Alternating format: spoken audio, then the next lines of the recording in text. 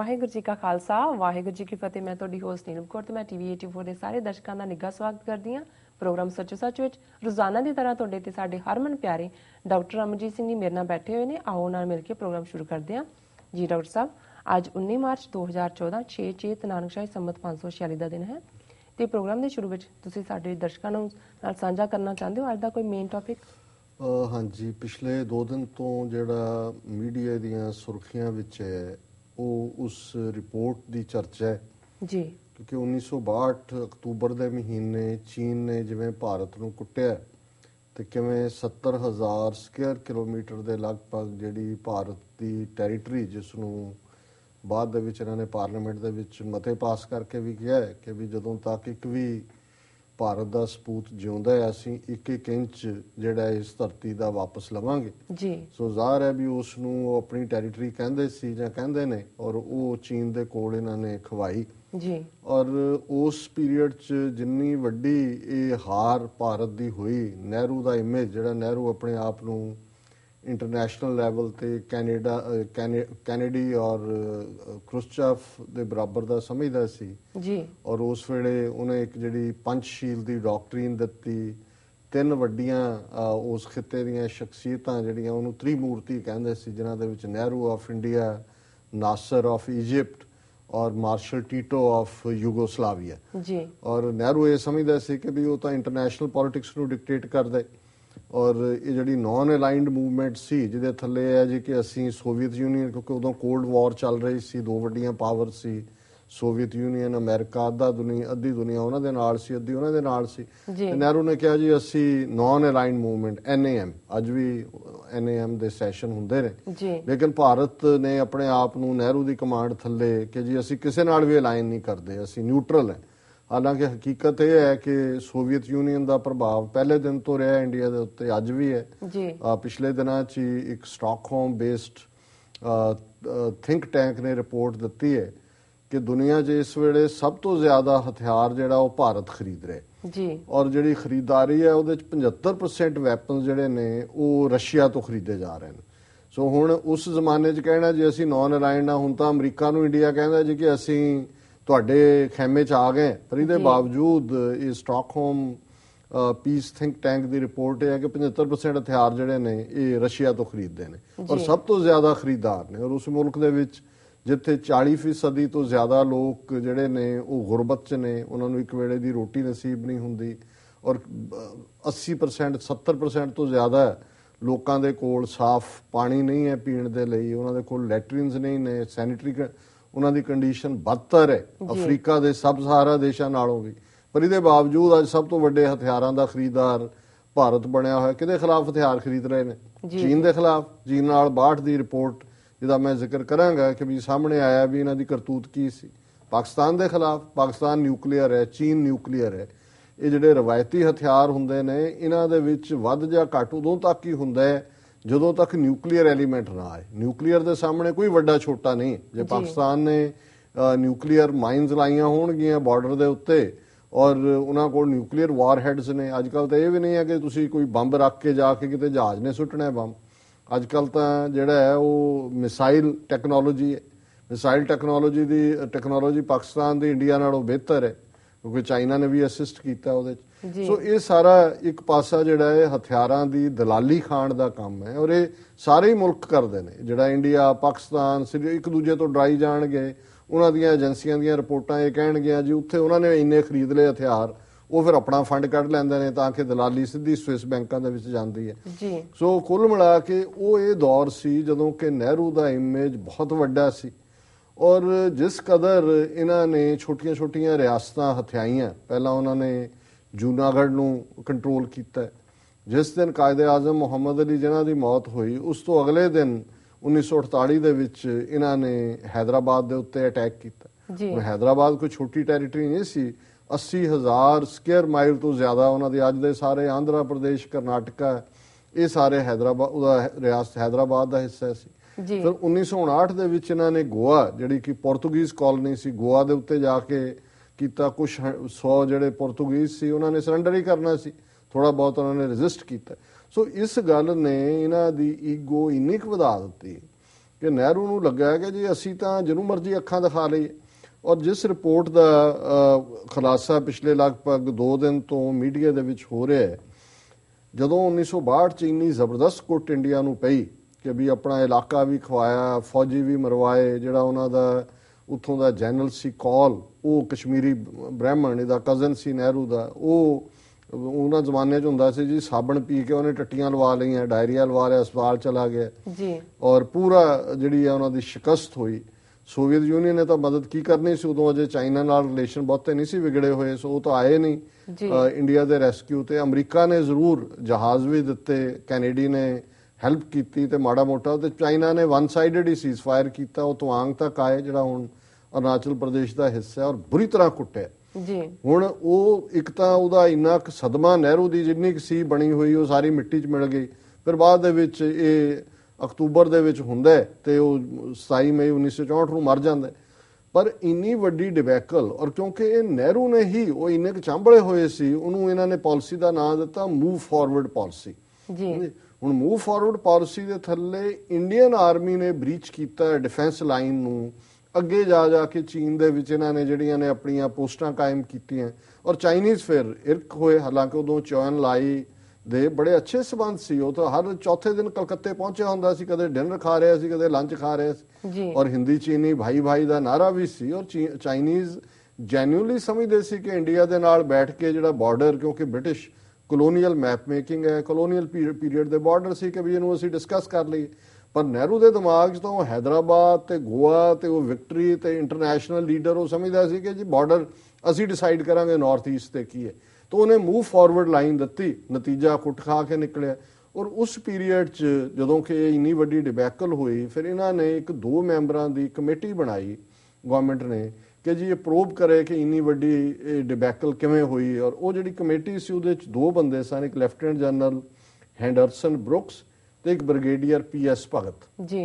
ਔਰ ਉਹਨਾਂ ਨੇ ਆਪਣੀ ਜਿਹੜੀ ਰਿਪੋਰਟ ਦਿੱਤੀ, ਹੁਣ ਇਹ 63 ਦੇ ਵਿੱਚ ਉਹਨਾਂ ਨੇ ਅਪ੍ਰੈਲ 63 ਦੇ ਵਿੱਚ ਰਿਪੋਰਟ ਦਿੱਤੀ। ਹੁਣ 63 ਤੋਂ ਹੁਣ ਤੁਸੀਂ ਲਾ ਲਓ ਕਿੰਨੇ ਸਾਲ ਹੋ ਗਏ ਨੇ ਜੀ, ਲਗਭਗ 50 ਸਾਲ ਤੋਂ ਜ਼ਿਆਦਾ। ਉੱਥੇ 3 ਵਾਲਟ ਨੇ ਸਾਊਥ ਬਲਾਕ ਦੇ ਵਿੱਚ, ਉਹਦੇ ਜੰਦਿਆਂ 'ਚ ਰੱਖੀ ਹੋਈ ਹੈ ਰਿਪੋਰਟ। ਉਹ ਕਿਹਾ ਜੀ ਟੌਪ ਸੀਕ੍ਰੇਟ, ਉਹਨੂੰ ਬਾਹਰ ਹੀ ਨਹੀਂ ਕੱਢਿਆ ਜੀ। ਹੁਣ ਇੱਕ ਆਸਟ੍ਰੇਲੀਅਨ ਜਿਹੜਾ ਜਰਨਲਿਸਟ ਹੈ, ਉਹਦਾ ਨਾਮ ਹੈ ਨੈਵਿਲੇ ਮੈਕਸਵੈਲ, ਆਸਟ੍ਰੇਲੀਆ 'ਚ ਰਹਿੰਦਾ ਹੈ।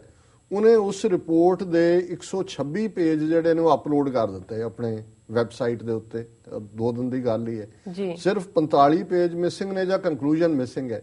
ਸੋ ਜਿਹੜਾ ਬਹੁਤ ਸਾਰਾ ਕੰਟੈਂਟ ਸੀ ਉਸ ਰਿਪੋਰਟ ਦਾ, ਉਹ ਆਲਰੇਡੀ ਹੁਣ ਨੋਨ ਹੈ ਔਰ ਉਸ ਦੀ ਚਰਚਾ ਹੈ। ਔਰ ਉਹਦੇ 'ਚ ਜਿਹੜੀ ਮੇਨ ਗੱਲ ਸਾਹਮਣੇ ਆਈ, ਹਾਲਾਂਕਿ ਕੁਝ ਪਾਰਟ, ਇੱਕ ਦੀ ਕਿਤਾਬ ਚਾਈਨੀਜ਼ ਕਨਫਲਿਕਟ ਸੰਬੰਧੀ ਸਾਹਮਣੇ ਆਈ ਸੀ, ਉਸ ਨੂੰ ਉਹਦੇ ਵਿੱਚ ਕਾਫੀ ਵੇਰਵੇ ਸੀ। ਪਰ ਹੁਣ ਇਹ ਰਿਪੋਰਟ ਦੀ ਆਥੈਂਟਿਸਿਟੀ ਹੈ ਵੀ ਇਹ ਕਿਉਂ ਉਹਨੂੰ ਰਿਲੀਜ਼ ਨਹੀਂ ਕੀਤਾ। ਹਾਲਾਂ ਦੋਨੋਂ ਹੀ ਉਹਨਾਂ ਦਾ ਬ੍ਰਿਗੇਡੀਅਰ ਭਗਤ ਜਾਂ ਹੈਂਡਰਸਨ ਬਰੁਕਵੈਲ, ਇਹਨਾਂ ਦੇ ਹੀ ਜਿਹੜੇ ਸੀ ਬੰਦੇ ਸੀ। ਉਹਦੇ 'ਚ ਉਹਨਾਂ ਨੇ 4 ਨੁਕਤੇ ਜਿਹੜੇ ਨੇ ਉਹ ਇਹ ਕਹੀ। ਪਹਿਲਾ ਤਾਂ ਇਹ ਹੈ ਵੀ assessment of Chinese reaction to forward policy was flawed. ਹੁਣ ਇਹਨਾਂ ਦੀਆਂ 2 ਇੰਟੈਲੀਜੈਂਸ, ਇੱਕ ਇੰਟੈਲੀਜੈਂਸ ਬਿਊਰੋ ਹੈ, ਇੱਕ ਮਿਲਟਰੀ ਇੰਟੈਲੀਜੈਂਸ ਹੈ। ਹੁਣ ਇੰਟੈਲੀਜੈਂਸ ਬਿਊਰੋ ਜਿਹੜਾ ਉਹ ਇਹ ਕਹਿ ਰਿਹਾ ਹੈ ਕਿ ਜੀ ਜੇ ਅਸੀਂ ਅੱਗੇ ਵੀ ਚਲੇ ਗਏ, ਪੋਸਟਾਂ ਅਸੀਂ ਅੱਗੇ ਚਾਈਨਾ ਤੇ ਬਣਾ ਲਈਆਂ, ਤੇ ਚਾਈਨੀਜ਼ ਰਿਐਕਟ ਨਹੀਂ ਕਰਨਗੇ। ਉਹ ਠੀਕ ਹੈ, ਥੋੜਾ ਬਹੁਤ ਪ੍ਰੋਟੈਸਟ ਕਰਨਗੇ, ਪਰ ਮਿਲਟਰੀ ਮਾਈਟ ਦੇ ਨਾਲ ਨਹੀਂ। ਔਰ ਇਹਦੇ 'ਚ ਇੰਨਾ ਵੱਡਾ ਫਲॉ ਸੀ ਕਿ ਤੁਸੀਂ ਉਹਨਾਂ ਦੀ ਟੈਰੀਟਰੀ 'ਚ ਜਾ ਕੇ ਜਿਹਨੂੰ ਉਹ ਕਲੇਮ ਕਰਦੇ ਨੇ, ਔਰ ਚਾਈਨੀਜ਼ ਬੜੇ ਸੈਂਸਿਟਿਵ ਨੇ ਇਸ ਮਾਮਲੇ 'ਚ, ਉਹਨੂੰ 5 ਫਿੰਗਰਸ ਕਹਿੰਦੇ ਨੇ ਆਪਣੀ। ਹੁਣ ਤਿੱਬਤ ਦੇ ਉੱਤੇ ਟਿੱਲ ਲਾ ਲਿਆ, ਅਮਰੀਕਾ ਨੇ ਵੀ ਲਾ ਲਿਆ, ਦੂਜਿਆਂ ਨੇ ਵੀ ਲਾ ਲਿਆ, ਹੁਣ ਲੈ ਲਿਆ ਤਿੱਬਤ ਉਹਨਾਂ ਤੋਂ, ਚੀਨ ਤੋਂ। ਇਸ ਦੇ ਉਲਟ ਦਲਾਈ ਲਾਮਾ ਵੀ ਕਹਿਣ ਲੱਗ ਗਿਆ ਕਿ ਜੀ ਅਸੀਂ ਕੋਈ ਤਿੱਬਤ ਦੀ ਆਜ਼ਾਦੀ ਨਹੀਂ ਚਾਹੁੰਦੇ, ਅਸੀਂ ਤਾਂ ਵਿਦ ਇਨ ਚਾਈਨਾ ਆਟੋਨਮੀ ਚਾਹੁੰਦੇ। ਹੁਣ ਦਲਾਈ ਲਾਮਾ ਵੀ ਜਿਹੜਾ ਉਹ ਫਰੀडम ਦੀ ਗੱਲ ਛੱਡ ਗਿਆ, ਕਿਉਂਕਿ ਇਸੇ ਤਰ੍ਹਾਂ ਇਹੀ ਪਾਰਟ ਨਾਰਥ ਈਸਟ ਦਾ ਸੀ ਜਿਹਨੂੰ ਇਹ ਅਰੁਣਾਚਲ ਪ੍ਰਦੇਸ਼ ਇਹਨਾਂ ਨੇ ਨਾਂ ਦਿੱਤਾ ਹੋਇਆ ਹੈ। ਇਹ ਉਹਨਾਂ ਦਾ ਹਿੱਸਾ, ਉਹਨਾਂ ਦੇ ਲਈ ਸਦੀਆਂ ਤੋਂ ਉਹਨਾਂ ਦੇ ਨਾਲ ਹੋ ਰਿਹਾ। ਹੁਣ ਉਹਦੇ 'ਚ ਪਹਿਲੀ ਤਾਂ ਉਸ ਰਿਪੋਰਟ ਦੀ ਬੇਸਿਕ ਗੱਲ ਇਹ ਹੈ ਕਿ ਵੀ ਇਹਨਾਂ ਨੇ ਫਾਰਵਰਡ ਪਾਲਿਸੀ ਬਣਾਈ ਔਰ ਜੁੱਤੀਆਂ ਖਾਧੀਆਂ। ਦੂਸਰਾ ਉਹਨਾਂ ਨੇ ਕਿਹਾ ਵੀ ਜਿਹੜੀ ਇੰਟੈਲੀਜੈਂਸ ਬਿਊਰੋ ਔਰ ਮਿਲਟਰੀ ਇੰਟੈਲੀਜੈਂਸ, ਉਹਨਾਂ ਦੀ ਕੋਈ ਕੋਆਰਡੀਨੇਸ਼ਨ ਨਹੀਂ ਸੀ ਔਰ ਦੋਨੋਂ ਹੀ ਆਪੋ ਆਪਣੀਆਂ ਰਿਪੋਰਟਾਂ ਲੈ ਕੇ ਬੈਠੇ ਸੀ। ਤੀਸਰੀ ਗੱਲ ਉਹਨਾਂ ਨੇ ਕਹੀ ਕਿ ਵੀ ਜਿਹੜੀ ਚਾਈਨੀਜ਼ ਦੀ ਟਰੂਪ ਸਟਰੈਂਥ ਸੀ ਉਹ ਮੱਚ ਮੋਰ ਸੀ, ਤੇ ਆਰਮੀ ਦੀ ਜੇ ਉਹਨਾਂ ਨੇ ਕਿਹਾ ਕਿ ਜੀ 15,000 ਜਵਾਨ ਚਾਹੀਦੇ ਨੇ ਤੇ ਉੱਥੇ 5,000 ਨੇ, ਔਰ ਉਹਨਾਂ ਦੇ ਕੋਲ ਕੋਈ, ਹੁਣ ਜੇ ਤੁਸੀਂ ਸਿੱਖ ਲਾਈਟ ਇਨਫੈਂਟਰੀ ਲਿਜਾ ਕੇ ਉੱਥੇ ਬਿਠਾ ਦਿੱਤੀਆਂ ਪਹਾੜਾਂ ਦੇ ਉੱਤੇ, ਉਹਨਾਂ ਦੀ ਕੋਈ ਟ੍ਰੇਨਿੰਗ ਨਹੀਂ ਹੈ ਪਹਾੜਾਂ ਦੀ ਲੜਾਈ ਦੀ, ਕੋਈ ਐਮੂਨੀਸ਼ਨ ਨਹੀਂ ਹੈ, ਕੋਈ ਫੋਲੋਇੰਗ ਆਰਟਿਲਰੀ ਨਹੀਂ ਹੈ। ਉਹ 303 ਦੀਆਂ ਰਾਈਫਲਾਂ ਲੈ ਕੇ ਲੜ ਰਹੇ ਨੇ, ਜਦੋਂ ਗੋਲੀਆਂ ਮੁੱਕ ਗਈਆਂ, ਹੈ ਹੀ ਨਹੀਂ ਦਾਰੂ ਸਿੱਕਾ, ਸੰਗੀਨਾਂ ਦੇ ਨਾਲ ਲੜ ਰਹੇ ਨੇ ਬਾਹਰ ਨਿਕਲ ਕੇ ਮੋਰਚਿਆਂ ਦੇ ਵਿੱਚ। ਤੇ ਹੁਣ ਚਾਈਨੀਜ਼ ਜਿਹੜੇ ਨੇ ਉਹ ਕਾਲਮ ਆਫਟਰ ਕਾਲਮ ਆ ਰਿਹਾ, ਇੰਨਾ ਵੱਡਾ ਨੰਬਰ ਉਹਨਾਂ ਨੇ ਥਰੋ ਕੀਤਾ। ਔਰ ਇਹ ਉਹ ਪੀਰੀਅਡ ਸੀ ਵੀ ਚਾਈਨਾ ਨੇ ਆਲਰੇਡੀ ਕੋਰੀਆ ਦੇ ਵਿੱਚ, ਕੋਰੀਅਨ ਵਾਰ ਦੇ ਵਿੱਚ ਅਮਰੀਕਾ ਔਰ ਯੂਐਨ ਫੋਰਸਿਸ ਨੂੰ ਭੰਨਿਆ ਸੀ, ਬੁਰੀ ਤਰ੍ਹਾਂ ਭੰਨਿਆ ਸੀ। ਔਰ ਉਹਨਾਂ ਨੇ ਪਹਿਲਾਂ ਵਾਰਨਿੰਗ ਦਿੱਤੀ ਸੀ 1953 ਦੇ ਵਿੱਚ ਇਹ ਕੋਰੀਅਨ ਵਾਰ ਹੋਈ, ਤੇ ਉਹ ਯਾਲੂ ਰਿਵਰ ਸੀ ਉਹਨਾਂ ਦੀ। ਔਰ ਉਹਨਾਂ ਨੇ ਹੁਣ ਅਮਰੀਕਾ ਪੂਰਾ ਸੈਕੰਡ ਵਰਲਡ ਵਾਰ 'ਚ ਜਿੱਤ ਕੇ ਭੁੱਤਰਿਆ ਹੋਇਆ ਸੀ ਕਿ ਜੀ ਅਸੀਂ ਕੀ ਸਮਝਦੇ ਹਾਂ। ਉਹਨੇ ਕਿਹਾ ਵੀ ਜੇ ਤੁਸੀਂ ਰਿਵਰ ਕ੍ਰਾਸ ਕੀਤੀ ਤਾਂ ਇਹਦੇ ਤੁਸੀਂ ਕਨਸੀਕੁਐਂਸਿਸ ਲਈ ਤਿਆਰ ਰਹਿਣਾ। ਔਰ ਉਹਨਾਂ ਨੇ ਜਦੋਂ ਪੁਸ਼ ਕੀਤਾ, ਚਾਈਨੀਜ਼ ਨੇ ਇੰਨੀ ਫੌਜ, ਕਾਲਮ ਆਫਟਰ ਕਾਲਮ, ਬੰਦਿਆਂ ਦੀ ਤਾਂ ਉਹਨਾਂ ਕੋਲ ਕਮੀ ਨਹੀਂ ਹੈ ਜੀ। ਨਤੀਜਾ ਤੁਸੀਂ ਅੱਜ ਵੀ ਵਾਸ਼ਿੰਗਟਨ ਡੀਸੀ ਜਾਓ, ਜੇ ਵਿਤਨਾਮ ਵਾਰ ਮੈਮੋਰੀਅਲ ਤੁਸੀਂ 60,000 ਅਮਰੀਕੀ ਮਰੇ ਫੌਜੀਆਂ ਦੇ ਨਾਂ ਪੜ੍ਹਦੇ ਹੋ, ਤੇ ਨਾਲ ਕੋਰੀਅਨ ਵਾਰ ਮੈਮੋਰੀਅਲ 'ਚ ਜਾ ਕੇ ਦੇਖੋ, ਇੰਨੀ ਕੁ ਗਿਣਤੀ ਹੈ ਜਿਹਦੇ 'ਚ ਕਿ ਇਸ ਤੋਂ 1.5 ਗੁਣਾ ਜਿਹੜੇ ਨੇ ਹੋਰ ਯੂਐਨ ਦੇ ਮੁਲਕਾਂ ਦੇ ਜਿਹੜੇ ਇੰਡੀਅਨ ਸੋਲਜਰ ਵੀ ਮਰੇ ਨੇ। ਹੁਣ ਭਾਰਤ ਜਿਹੜਾ ਉਹ ਗੋਆ ਦੀ ਇੱਕ ਨਿੱਕੀ ਜਿਹੀ ਟੈਰੀਟਰੀ ਨੂੰ ਜਿੱਤ ਕੇ ਸਮਝਦਾ ਵੀ ਉਹ ਸੁਪਰ ਪਾਵਰ ਬਣ ਗਿਆ ਜੀ। ਚਾਈਨਾ ਨੇ ਕੋਰੀਆ ਦੇ ਵਿੱਚ ਅਮਰੀਕਾ ਨੂੰ ਜਿਹੜਾ ਉਹ ਔਰ ਯੂਐਨ ਦੀਆਂ ਕੰਬਾਈਨਡ ਫੋਰਸਿਸ ਨੂੰ ਡਿਫੀਟ ਕੀਤਾ ਹੋਇਆ ਸੀ। ਨਤੀਜੇ ਦੇ ਤੌਰ ਤੇ ਉਹਨਾਂ ਨੇ ਆਪਣਾ ਪੂਰਾ ਕੈਲਕੂਲੇਟ ਕੀਤਾ, ਔਰ ਇਹਨਾਂ ਨੂੰ ਜਿਹੜਾ ਇਹਨਾਂ ਦੀ ਫੌਜ ਵੀ ਉੱਥੋਂ ਦੌੜੀ, ਸਰੈਂਡਰ ਵੀ ਹੋਏ ਕਿੰਨੇ ਕੁ। ਅਜੇ ਤਾਂ ਪਾਕਿਸਤਾਨ ਨੇ ਉਸ ਪੀਰੀਅਡ ਦੇ ਵਿੱਚ, ਜਦੋਂ ਹੁਣੇ ਕਈ ਵਾਰੀ ਪਾਕਿਸਤਾਨ ਨੂੰ ਹਰ ਗੱਲ ਲਈ ਨੈਗੇਟਿਵ ਕਹਿੰਦੇ ਨੇ, ਇਹ ਉਹ ਟਾਈਮ ਸੀ ਕਿ ਚੀਨ ਨੇ ਅਯੂਬ ਖਾਨ ਨੂੰ, ਪਾਕਿਸਤਾਨ ਦੇ ਵਿੱਚ ਉਹ ਪ੍ਰੈਜ਼ੀਡੈਂਟ ਸੀ, ਆਰਮੀ ਨੇ ਲੈ ਲਿਆ ਹੋਇਆ ਸੀ ਕੰਟਰੋਲ ਜੀ, ਉਹਨਾਂ ਨੂੰ ਕਿਹਾ ਵੀ ਕਸ਼ਮੀਰ ਲੈ ਲਓ, ਕਿ ਵੀ ਅਸੀਂ ਹੁਣ ਇੱਧਰ ਇੰਨਾ ਕਿਦਾ ਇੰਡੀਆ ਦਾ ਬੁਰਾ ਹਾਲ ਸੀ। ਜੇ ਉਸ ਫੇਸ 'ਚ ਪਾਕਿਸਤਾਨ ਫੋਰਸਿਸ ਜਿਹੜੀਆਂ ਨੇ ਉਹ ਕਸ਼ਮੀਰ 'ਚ ਆਉਂਦੀਆਂ, ਕਿਹਨਾਂ ਨੇ ਰੋਕਣਾ ਸੀ ਉਹਨਾਂ ਨੂੰ ਜੀ। ਲੇਕਿਨ ਅਯੂਬ ਖਾਨ ਨੇ, ਕਿਉਂਕਿ ਅਮਰੀਕਾ ਦਾ ਇੰਪੈਕਟ ਵੀ ਸੀ ਉਸ ਪੀਰੀਅਡ 'ਚ, ਅਮਰੀਕਾ ਦੇ ਜਿਹੜਾ ਆਰਬਿਟ ਦੇ ਵਿੱਚ ਸੀ, ਉਹਨਾਂ ਨੇ ਗੋ ਸਲੋ ਲਾਈਨ ਰੱਖੀ, ਉਧਰ ਤੱਕ ਕੀ ਜਾਣ ਦੇਣਾ ਸੀ। ਰਾਦਰ ਇੱਕ ਬ੍ਰਿਗੇਡ ਪੂਰੀ ਜਿਹੜੀ ਇੰਡੀਆ ਦੀ ਫਸੀ ਹੋਈ ਸੀ ਚਾਈਨਾ ਦੇ, ਉਹਨਾਂ ਨੇ ਪ੍ਰਿਜ਼ਨਰ ਆਫ ਵਾਰ ਬਣਨਾ ਸੀ। ਉਹਨਾਂ ਨੂੰ ਉਸ ਖਿੱਤੇ ਦੇ ਵਿੱਚ ਜਿਹੜਾ ਪਾਕਿਸਤਾਨ ਨੇ, ਜਿਹੜਾ ਹੁਣ ਕੋਰਾਕਰਮ ਰੋਡ ਲੱਗਦੀ ਹੈ ਔਰ ਜਿਸ ਸਿਆਚਿਨ ਗਲੇਸ਼ੀਅਰ ਹੈ ਸਾਰੀ ਥਾਂ, ਇਸ ਤੋਂ ਉਹਨਾਂ ਨੇ ਸੇਫ ਪਾਕਿਸਤਾਨੀ ਟੈਰੀਟਰੀ ਚੋਂ ਲੰਘ ਲੈਣ ਦਿੱਤਾ। ਨਹੀਂ ਤਾਂ ਉਹ ਫਸੇ ਹੋਏ ਸੀ, ਇੱਧਰ ਪਾਕਿਸਤਾਨੀ ਟੈਰੀਟਰੀ ਸੀ, ਚਾਈਨੀਜ਼ ਜਿਹੜੇ ਨੇ ਉਹਨਾਂ ਨੂੰ POW ਬਣਾਉਣ ਵਾਲੇ ਸੀ। ਸੋ ਅਸੀਂ ਸਮਝਦੇ ਹਾਂ ਵੀ ਇਹ ਇੰਨੇ ਅਨਗ੍ਰੇਟਫੁਲ ਨੇ, ਇਸ ਗੱਲ ਦਾ ਇਹਨਾਂ ਨੇ ਕਦੇ ਨਹੀਂ ਕਿਹਾ ਕਿ ਭਾਈ ਪਾਕਿਸਤਾਨ ਨੇ ਉਸ ਪੀਰੀਅਡ ਦੇ ਵਿੱਚ ਕਸ਼ਮੀਰ ਦੇ ਵਿੱਚ ਹਲਚਲ ਨਹੀਂ ਕੀਤੀ ਔਰ ਤੁਹਾਡੀ ਇੱਕ ਪੂਰੀ ਬ੍ਰਿਗੇਡ ਸੇਫ ਕੱਢੀ ਹੈ। ਹੁਣ ਇਹ ਸਾਰੇ ਰੀਜ਼ਨ ਨੇ ਜਿਹੜੇ ਬਹੁਤ ਸਾਰਿਆਂ ਨੂੰ ਪਤਾ ਨਹੀਂ ਨੇ।